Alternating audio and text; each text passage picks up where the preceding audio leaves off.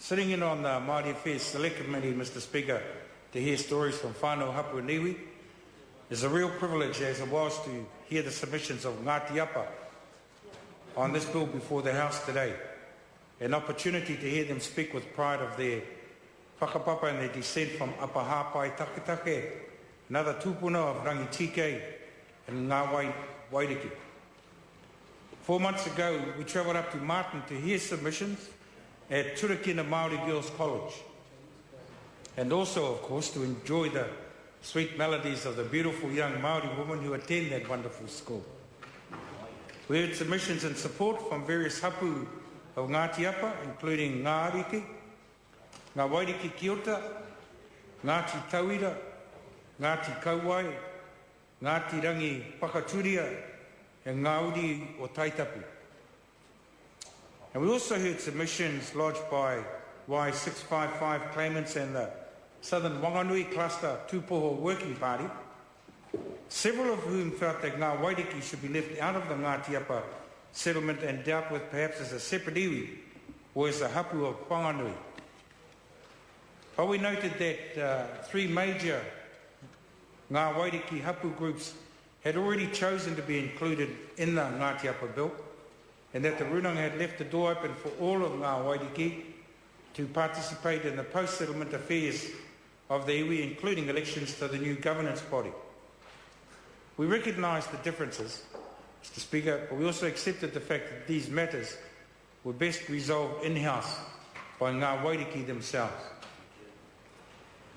The other contentious issue, Mr. Speaker, was that presented by the Southern Whanganui Cluster Tūpoho Working Party, who said that they wanted to take issue with the part of the settlement that involved the Lismore Hills Forest, whom both Ngati Apa and Whanganui have interests in.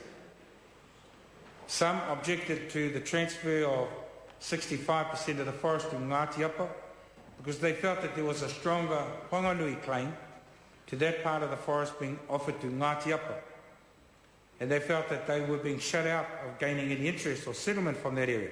And this was one of the more complex of the issues that we had to consider. But our research showed that a lot of time had already been given to enabling the various interest groups to resolve this issue, including extensive litigation through the Waitangi Tribunal and right up to the Court of Appeal, which had upheld the Tribunal's decision. And given the number of meetings, the litigation and the outcome of the litigation, and the very strongly held but differing views of the parties, we simply didn't believe that more time would necessarily lead to a positive agreement. We noted, though, that 35% of the Lismore Hills Forest had actually been set aside for use in any future settlement with Whanganui iwi. Mr. Speaker, the Honourable Tariana Turia, herself of Ngati Apa and Ngā Wairiki, has already spoken of the Paurewa Accord between Ngati Apa and Ngati Hauiti. It was interesting to note that Ngati Hauiti feel that any concerns they might have regarding the settlement and other redress are covered in that accord, and that they therefore had no major issues with the bill, a precedent that other iwi and hapu might do well to consider. Unnecessary in the north, of course, but certainly worthy of considerations in some of the more rebellious areas south of the Tāmaki River.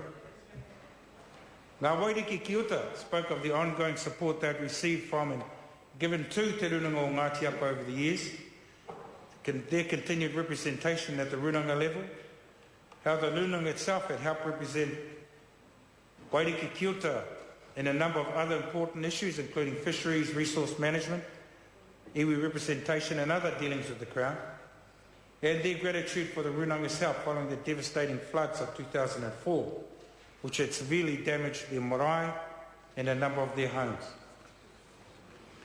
And so I come back to Ngati Apa, Mr. Speaker.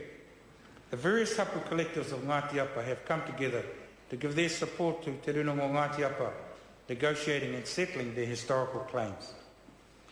They told us that their hapu had freely and willingly participated in every aspect of the negotiations and the settlement process, including a number of information hui held throughout the rohe, and that the deed of settlement had in fact been ratified by 97% of those who had voted. Ngati Apa are clearly a people on the move, rebuilding their culture and their identity from a time when they were almost landless, whose tikanga was under threat and whose capacity to speak te reo was seriously in danger. The progress they had made is a credit to their commitment and their vision to rebuild and restore themselves as Ngā Wairiki and Ngati Apa. The Māori Party is proud to acknowledge their efforts and to support this bill today. Kia ora tātou katoa. Call the Honourable